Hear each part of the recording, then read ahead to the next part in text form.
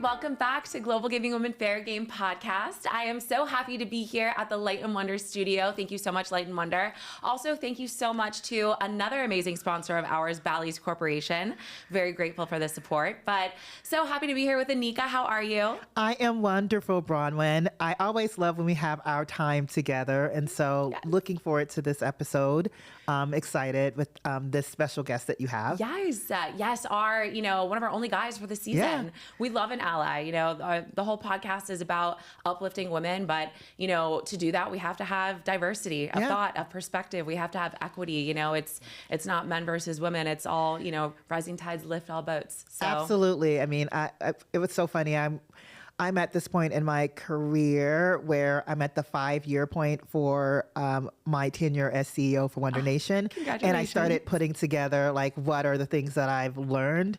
And you touched on something that's very important, because I think diversity has been getting a bad rap, and it's a dirty word, but there's so many things that are so many nuances around exactly what you said, diversity of thought, diversity of ideas, diversity of perspectives that are just so rich and important, especially for allies, and especially as you're building and growing. So I'm really looking forward to hearing from him. Spot on. That was so well said. And Billy is such a perfect guest to explore that, because yes, of course, we're bringing on an ally, but he also has had this incredible diversity in his career in terms of not just industries, but skill sets and disciplines that he's led. I mean, it's been everything from, software engineering, working with big tech companies like Oracle, moving into marketing roles, working with manufacturing companies like Honeywell, technology, product. He's been, with IHG and hospitality, with FanDuel, with sports betting, most recently chief product officer of Penn. He's been all over the place. Yes. So and diversity of perspective. Yes. And I think all of those types of things just create additional layers of understanding and perspective when you bring it into a new environment. Because I feel like everything is always interconnected and related and transferable. And so it's great. I love when I see and learn about people that have all of this really rich experience that they can draw from. Yeah, exactly. And it's such an important time. We were thinking on our prep call, me and Billy were like, this is such an important time to explore this topic of, constantly learning as an executive. We're in this time of crazy transformation, and it's not just technology transformation. We always say at Insight Global, and, we're consulting over people, process, and technology. And we always say, it's not about how well enough you understand the technology to implement it. It's how well do you understand the work enough to redesign it. Yes. That's where we are right now, in the transformation that, all corporations are going through. So it's going to be really interesting to hear how he, approaches continuous development at the leadership level. How do you, you're C-level as well. How do you approach those topics? I think a lot of it is you start with the people. And I feel like for me, that's always been central and core. When I talk to my team and we talk about kind of our players and our customers, understanding that they have perspectives and really leaning into, we are not necessarily the player, we're not necessarily the customer, kind of what do they want? And then even as a leader, it's the same thing. I know and understand that each person on my team is different. And so you can't look at everyone from kind of a one size fits all. And I really so a lot of the work, it actually came from some of the work that we did here with Global Gaming Woman with Spark Brilliance and all the things that we're doing now. And I implemented that with our team and really have the idea of, you always hear about the golden rule, which is treat others the way you want to be treated. But we have evolved into the platinum rule, which are treat others the way they want to be treated, because just because you have a perspective and things relate in a certain way to you, that doesn't mean that that's how someone else kind of communicates or what motivates them. So really, taking the time and learn and lean into how to communicate with people the way that they can receive it. Yes, I love that. And that's diversity of leadership style. So we gotta have diversity of thought, we gotta have diversity of perspective, diversity of backgrounds, diversity of leadership style. It's important. I think so. It's really important. Yeah. Oh, yay. I love this. I'm really looking forward to, hearing Billy's perspective and diving into, his whole, true jungle gym, not a ladder of career. I love that. Oh, yes. So true. So true. But yeah, he's done, all the things that I mentioned. He also has his own startup. He also serves on boards. Yeah. He's on the board of Technology Association of Georgia. Always speaking at industry events. Like, he is active, involved, and, constantly growing and pivoting and moving, which is definitely an inspiration. But also, right, as one of our sole allies this season, I'm also looking forward to, hearing about what he's done. Not just, I think a lot of times, you go to a panel or, you hear a podcast and, it's the definition of allyship, sponsorship, et cetera. I think we all know what that means at this point. So we're going to be talking about how he's put that in practice and actually actualizing, the impact and the intentionality around uplifting others in practice, not just in theory. Yes, I know, because I think, being able to see the results of what that actually looks like is important and hopefully inspirational for others. Yes, exactly. And then, of course, as we always say on a Spotlight Series episode, the whole point is, hearing the unique career journeys of those in the industry that have had interesting pivots. And you never know when hearing about somebody else's journey is going to potentially become that permission slip for absolutely stories of permission changes. Yes, in your own life career. So great. So excited to hear his story. Hopefully it's a permission slip for a lot of us. So let's bring him in. All right. Yay. All right, Billy, thank you so much for joining us. Welcome to the Global Giving Going Fair Game podcast. How are you? I'm great. Thanks for having me. Yes, thanks for being here. We're super excited for your perspective on, your unique career journey and allyship in practice, sponsorship in practice, but also the just transition that we're all in and how executive leaders, can respond to that as well as possible to, continue success. So let's dive into your career journey. So you, like we always say on the pod, right? Your career is not necessarily always a ladder, right? It's a jungle gym.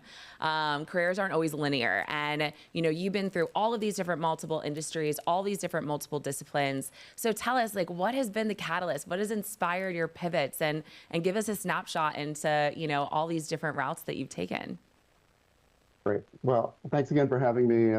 I realize I'm a very rare male guest on this pod, so thank you for that. And I hope I don't screw it up for all the Y chromosomes out there.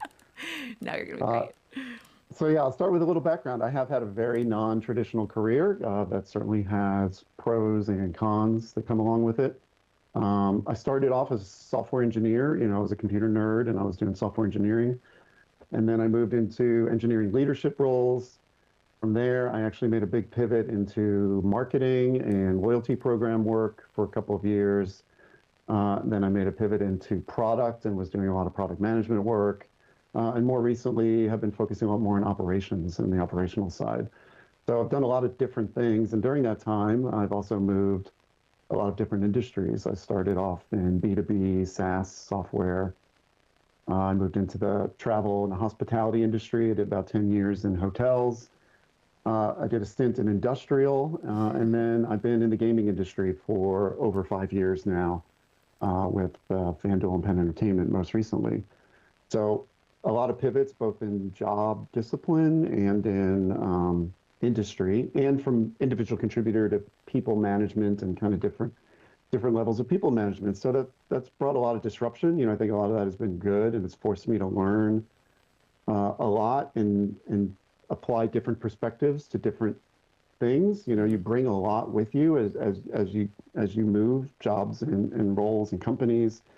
I've been generally surprised how much is transferable, but it's not easy. It comes with a lot of stress and disruption and change and learning, and you're feeling like you're having to prove yourself and start over from scratch in some areas every time. So, I personally like it, and I do like to encourage people generally in their careers not to get too stuck and to, diversify themselves and branch out a bit. Yeah. I mean, I totally agree. I've also been a little all over the place, been with, one company for a long time, but different geographical regions, different industries, from government to gaming to event marketing. It's been a lot, but I agree, it's addicting.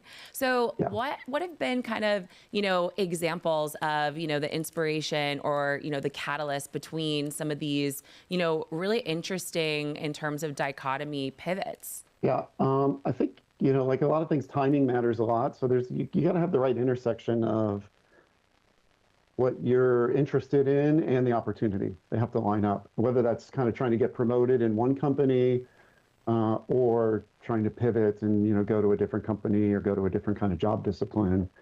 You might be ready, you might be really interested, but the opportunity might not be there, or vice versa. The opportunity might be there and you're not quite ready yet. So they kind of have to line up. And I found the right special moments where those things have lined up for me. And generally, for the most part, they've come where I've had some exposure to something that's piqued my interest. Like I'm doing a role and I'm branching out a little bit outside the day job of my role, learning about something else, getting involved in something through a project or a mentor or whatever. And I'm like, man, I want to do more of that. I think that would be cool. Or, I'm at a company and I'm looking from the outside at another company, like I'm, years ago in the early days as sports betting started to hyperscale, I was initially an outsider looking in saying, wow, I think there's a massive opportunity here. I think this thing's really going to blow up and it's exciting. And there's a lot of room for innovation. It would be great to have the ability to be part of this industry. And then was fortunate enough, that lightning struck and, I had the right opportunity to get in on it. So those things have to kind of line up, but, it won't just come naturally to you. You have to sort of poke and prod and try to make those opportunities happen by talking to people and networking and, reading and learning and doing all the things to sort of be set up. So when the opportunity does come up, you're ready to sort of jump on it. Yeah, completely agree about the networking, especially, and love to see how involved you are in, the industry, the communities you're in, different board associations. It's awesome. But I love this through line that, you're really dialing into around continuous development, curiosity, like going outside your, day job. So that definitely has been a theme throughout your career, that through line of curiosity and learning and self-development. Yeah. So what do you think has made those transitions successful? What do you think people should be doing, more of, especially as you advance in, leadership level as it relates to continuous learning and development? Yeah, I think learning is kind of a skill, and it's maybe a little bit of a forgotten about, less talked about skill. Like companies, of course, have learning and development programs and they're, rolling out trainings and encouraging people to do things, but you don't think of it as a skill that you sort of want to invest and grow in like you would for something else with your typical job description. Nobody's JD has, invest in learning on it. Yes. It's not like, it's not part of your job description that you're supposed to keep forcing yourself to do and learn new things, but it really kind of is, it's sort of an expectation. And that doesn't mean that I'm trying to encourage people to go too far and constantly be doing new things and all over the place. And, you have to find that sort of right balance. So the way I sort of think about it is there's these ebbs and flows of being in a stretch zone. And when you're in a stretch zone, you're doing something new, right? And you're building new pathways and you're learning and it's hard.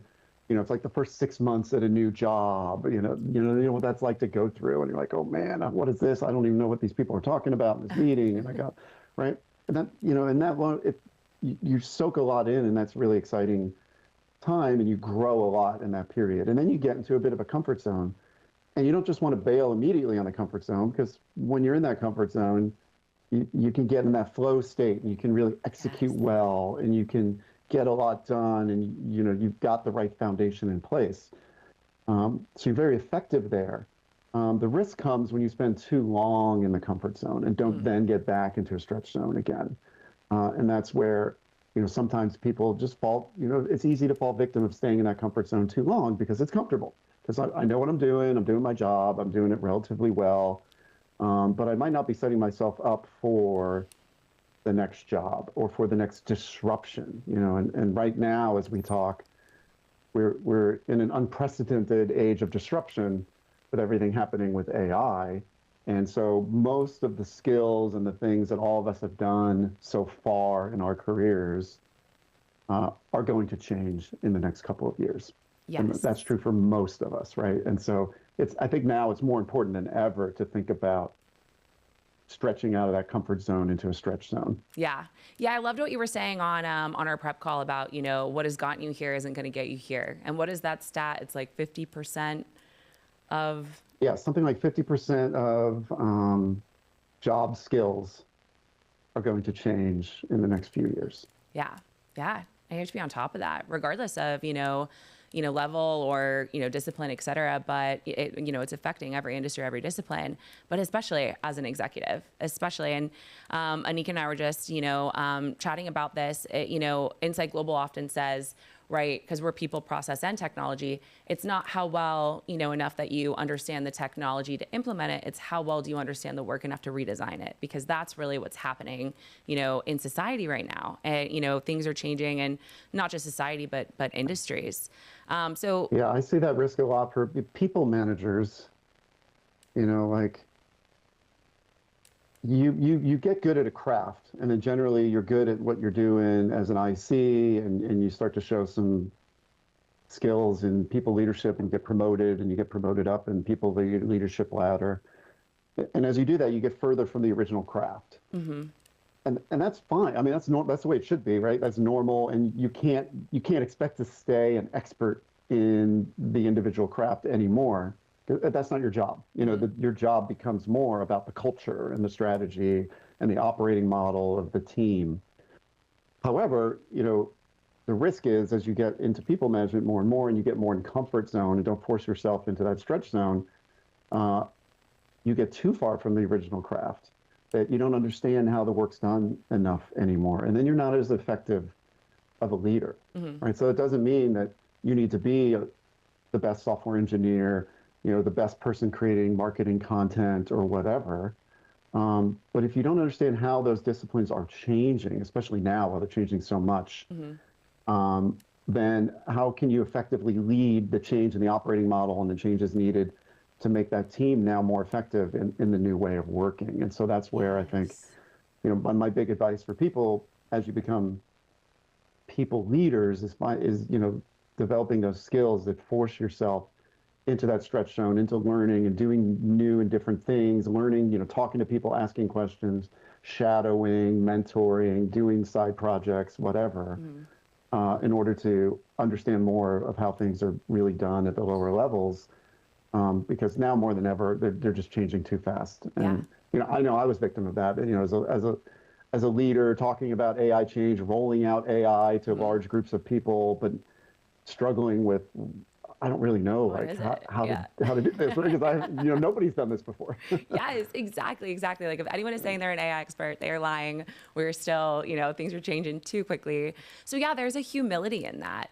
And exactly, I'm glad you brought it up, right? Like AI is the hot topic, automation, et cetera. What do you think is really separating the leaders from, those who are really thriving amongst all of, these AI transitions, and those who are struggling? I like that you mentioned humility, because I think that's an important aspect of it, because it's sometimes hard for leaders to have that humility and like be afraid to ask a dumb question or seem like they don't know everything. I know I've certainly had moments of that in my career where I felt like, oh wow, I need to be the confident executive that really understands all this stuff, but you really don't. Your job's not to understand everything. And in fact, people will give you a lot of credit for asking a lot of questions and wanting to learn and digging into how their job works, and to have that humility to admit that you don't understand some of this stuff and you want to learn and you don't have all the answers. Your job is very much in learning and then in steering, right?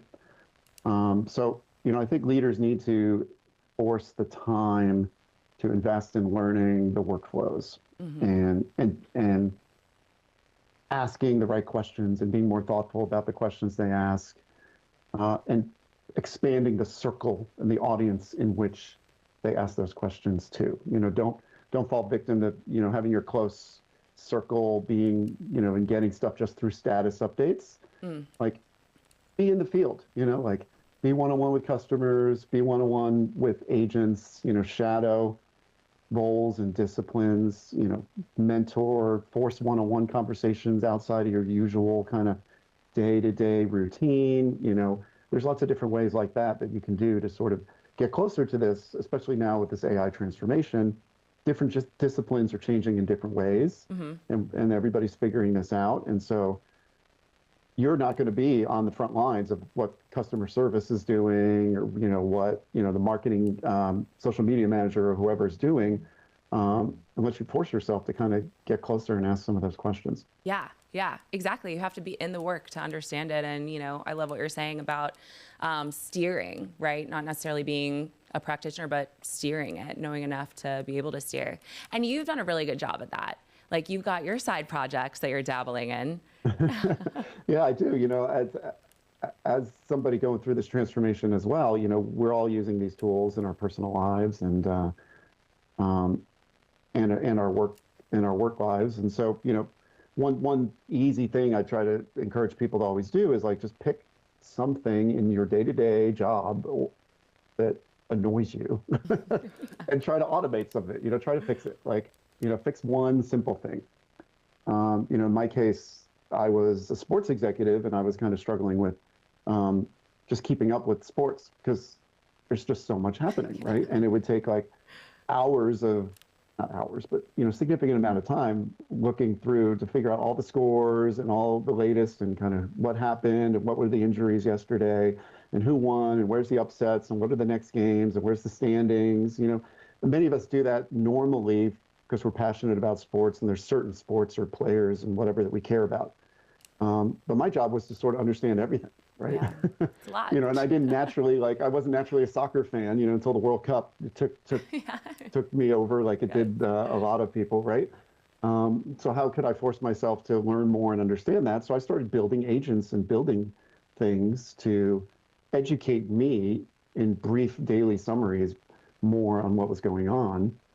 And that also forced me to kind of get in the weeds of some new tooling and new data sources and how this stuff worked, which then, builds this bit of a flywheel effect and then makes me a bit more educated and a bit more credible when I'm having the next business discussion. Yes. Oh, that's amazing. And you're launching a startup, which is incredible. So Yeah, I'm also, yeah, exactly. So now, now on the side, I've decided to turn some of what I learned in doing that into a startup. And, we're in the middle of rolling out some podcasts and some different tools to allow other businesses to kind of do what I was starting to build myself. Yeah, that's incredible. I'm super excited to partake because I've had the same challenges. It's tough to keep up with. It's tough. It's tough to keep up with everything. Yes. Exactly. We're all going through that, right? AI is really good at helping you with that, but you can't just like blanketly just ask a question. Go summarize whatever for me. It'll do an okay job, but you want to have the right level of trust and credibility and like deterministic rules, because when you're making business decisions, I had an example once where when I very first started doing this, it was very basic. It was just like an agent that ran every day and checked some sources and summarized it for me. And it got something wrong. And I was in a meeting and I looked like an idiot because I totally screwed up the sporting result from yesterday. Oh. And as a sports leader, you don't want to do that, right? So there is this layer. We all see this. We've all seen how these tools can make mistakes. Yeah. This is why it's important to build the right level of trust and credibility and the right infrastructure around it, so that you have the right mix of this undeterministic AI and deterministic rules around it. Yes. Oh, that's such a good example. And and you also want that like anticipatory, right? Like being able to know what you don't even know what to ask for yet in terms of what's going on in the world that you need to be aware of. I think my example is just good, again, to encourage people like just play around with this stuff, force yourself to learn new things and do stuff that you might not being asked to normally in the job. And it's a little bit outside of your day-to-day sort of job description. Because you're going to learn a lot that's going to help you then. You never actually know where the road leads. Yeah. Such good advice. I think for any level, but especially executives right now, But okay, so since you are one of our only allies on this season, definitely want to talk about this topic. But, I loved how in our prep call, we were like, all right, people understand what this means. There's a lot of, conversations out there that are theories on what it means, what, good could look like, et cetera, et cetera. But you've actually put this in practice: allyship, sponsorship, mentorship. So tell us a little bit about the experiences that you've had and the actionable, steps that you've taken to make, these more high-level theories very real in the environments that you've led. Yeah, thrilled to talk about it, and that's thrilled to be here to talk about this. It's a topic that's really personal to me. You know, allyship is something no one's going to disagree with, and people aren't going to question the theory of it. But, you know, the question isn't necessarily to ask, like, what do you think about allyship? Or, you know, is like, what concrete things have you done to help enforce that culture and help bring about that kind of cultural change? You know, and in gaming, in particular, I think there's a lot of room for opportunity, but there's certainly been quite a lot done in my tenure. You know, I'm over 5 years in the gaming industry now, and you know, 5.5 years ago, things were in fact quite a bit different. Gaming was not as mainstream in North America as it is now. Female representation was a lot less than it is now as a result of that. And I've seen tremendous progress being made, you know, at not only the places I've worked, but across the industry as a whole. And, you know, thanks in no small part to people like you know, groups like GGW, and all the great work you guys are doing to help drive that. So I've seen, you know, personally significant change in the industry, especially at the IC manager, senior manager, into director level. You know, I think the broken rung is still much more there as you get to the more senior levels in the industry, and many of us would probably agree and have seen that. So, you know, my job as a leader is to help try to encourage the right culture and the right practices to enable growth. And a common way an example I like to use to bring this up a lot, sounds very simple, but I'll explain why it's not quite so dumb as it sounds, is forcing a column on a spreadsheet. Okay. So what I mean is, like, we're talking about AI and we're talking about learning, and how many companies are doing learning and development programs and mentorship programs and things like that. And they all want to be very inclusive in doing that, and that's great. So we roll out a mentorship program, and we want to make sure it's inclusive, and we want to have different representation of thought and different levels and different groups. Awesome, right? Lots of people are doing that. And it's easy to do that and then not pay attention to where the end result ended up in, well, what was the real mix on how things actually played out? Because, for example, if my organization is 40% women and I roll out a mentorship program and only 25% women are participating, something fell short, right? Yeah.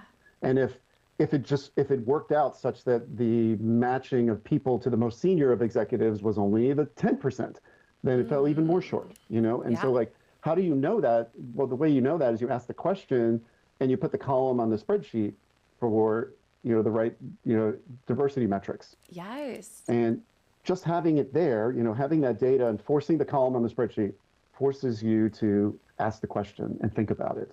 Yeah. Right. And it's not forcing, you know, it's not necessarily forcing significant change in and of itself, right? But it's just like putting it there, making you ask the question, you start to question the data, you start to think about what did we do to ensure that we had the right representation in these kind of programs.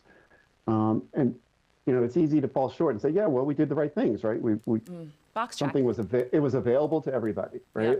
Yeah, check that box. But what's the outcome where it needed to be? Yes. Yeah. It is so simple, but I think that's what's so powerful about it is, you know, the simplicity alone, right? It's not, you know, a big step. It's not this, you know, fancy big theory. It's just simply in practice, making sure that there is an ROI of the efforts, you know, that it isn't just a headline. It's not just a, you know, tag on the website. It's not just that box check. And so you're right. That's really powerful. Simple box check that I like is like diversity of slate. Yeah, everybody wants diversity of slate with interview process. You know, no one's going to say, oh, that's a bad idea, right? But like, is the box there to check? You know, or is it just sort of, you know, a hiring manager is like, yeah, it's the right thing to do, but oh, I just got a bunch of, you know, candidates that all looked exactly the same, and I picked the best candidate, and then I moved on. You know, or was there the box to sort of make me think, oh, I'm supposed to check this box, and I didn't. in fact, talk to anybody that was outside of the same, demographic. Maybe I should have, and I should force myself, to check the box and ensure that we did. Mm-hmm. It's just a simple thing. It's the column in the spreadsheet, it's the box, but like it forces a bit of the conversation, and the cultural change comes from that. And, the real change here is culture. It's not like a box is going to all of a sudden, fix your problems. You're right? taking it that step further, which is the impact. Yeah. Yeah. Exactly. Yeah, that one step further, that, measurement of the outcome, that's the impact. And of course, like this isn't some fluffy thing that we're just, doing because it feels good or whatever. Like, it's revenue at the end of the day. Diversity of thought, right, allows for a higher revenue, a better, ability to connect with customers and the diversities of your demographic. Like, you got to have that leadership reflecting the demographics that you're serving, and also the demographics you don't know you're missing. Yeah, exactly. Couldn't agree more. And I'm sure, most leaders in the industry would agree just the same. Mm-hmm. But again, it's one thing to kind of agree, and it's another thing to sort of continuously have that in your mindset to think about and ask the right question again and again, and set that example for others to slowly build the cultural change that's necessary, where it's just kind of a natural way of doing business. Yeah. And and I think we're still, a lot of places are different stages, but still going through that. Yeah. Those are your through lines: continuous development, continuous learning, continuous culture, right? In practice, allyship, sponsorship. You definitely don't get stuck in a box, that's for sure, which is very inspiring. Thanks. I never thought about it that way, but yeah. Yeah, it's very true. Very true. I love that. Thanks for sharing all of these perspectives. It's honestly, it's a really cool way to think about everything. So the final way we always love to close out a spotlight series is asking our guests the most impactful compliment that they've ever received, and exactly how that impacted, right, the trajectory of your life, career, and why it was the best compliment. I knew this one was coming, so I gave this some thought, and it's funny. I spent a bunch of time thinking about what wise people had said to me. And then I was listening to your podcast, and I'm actually going to steal with pride an idea from your recent guest, Brooke Thomas, that used the example of an offer letter as a compliment.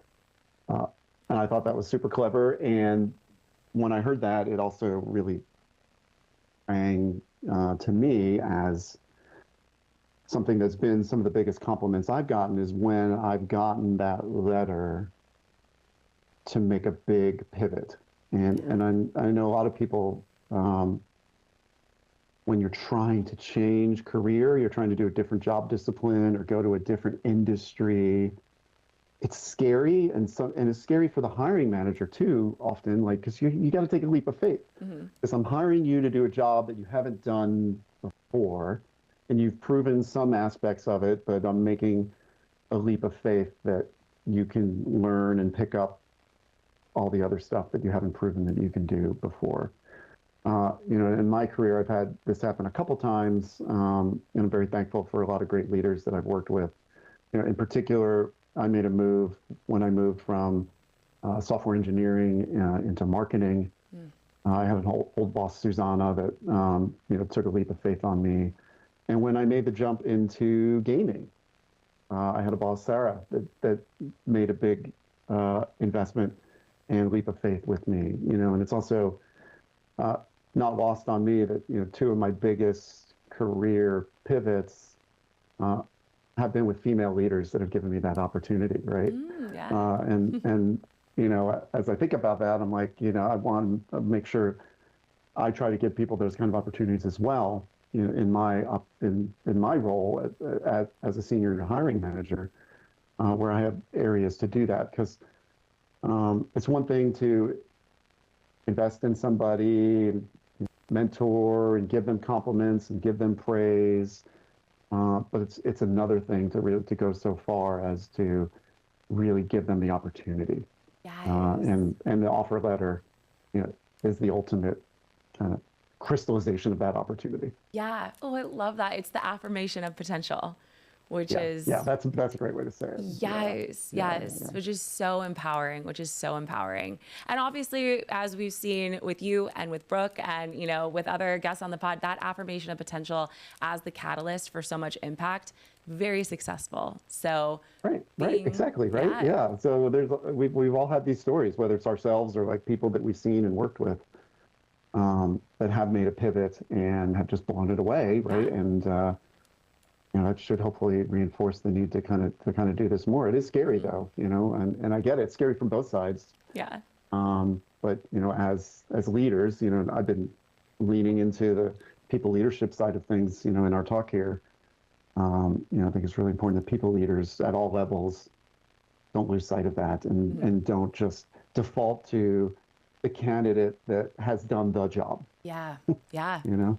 Yes, those transferable skill sets. I mean, it's huge. It's so important for success, that diversity of thought, those pivots. And it's so fun. I don't know if you feel this, but you know, all the different pivots I've had in my career, it's like once you do one successfully, you're like, okay, I can do anything. You're like that confidence muscle that it builds. And then it's just so fun and it's addicting. And you know, I love it. Yes. I love it too. Yeah, I'm also hooked on it. Yeah.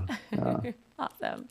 Well, and I'm hooked on gaming. You know, I love the gaming industry. Talk about fun. I mean, it's been fast and entertaining, and you know, I know you love it as well, right? Like it's just been such a great group of people and such a positive industry to work in. You know, and because it's been growing so much in North America and all, there have been a lot of opportunities. Like there's a lot of change, a lot of companies changing and growing and shifting all the time.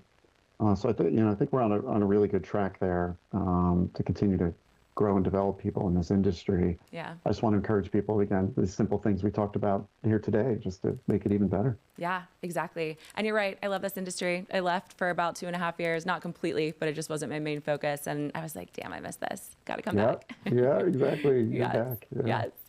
Awesome. Well, Billy, thank you so much for joining us on the pod. This is going to be such a good episode. So really appreciate your perspectives and excited to see what comes from this. Well, thanks so much for having me. Thanks.